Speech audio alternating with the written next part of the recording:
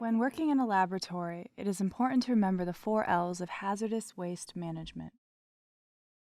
Label, lid, leaks, and location are all important factors to maintain a compliant lab on campus. Following these 4 reminders when working with chemicals will help ensure a healthy and safe environment for everyone using the lab. Label each container to clearly identify the contents. Attach an orange waste description tag to the container as soon as you start collecting waste. Follow the steps to complete the information on the tag.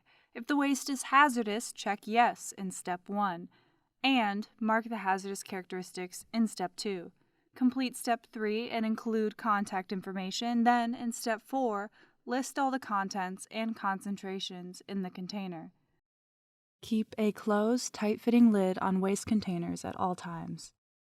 Containers must be secured with a lid that will prevent leaks if tipped over. Use a drilled cap or rubber stopper for waste containers connected to laboratory instruments. Contain leaks and prevent spills by using a drip tray or secondary containment. Inspect the satellite accumulation area frequently for leaks or spills. Liquid containers of hazardous waste should be in secondary containment, and leaks should be cleaned up immediately. Select a tray that will hold the contents of the largest container in the satellite accumulation area.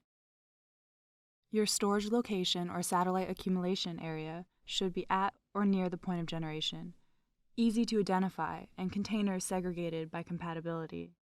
Chemicals should not be moved across hallways or between satellite accumulation areas. Proper labels, lids, and management of your waste or unwanted chemicals prevents accidents, spills, violations, and fines.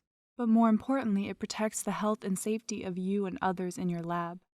If you have questions or concerns about hazardous waste management, contact EH&S at 294-5359. Visit our website to request supplies or schedule a hazardous waste pickup.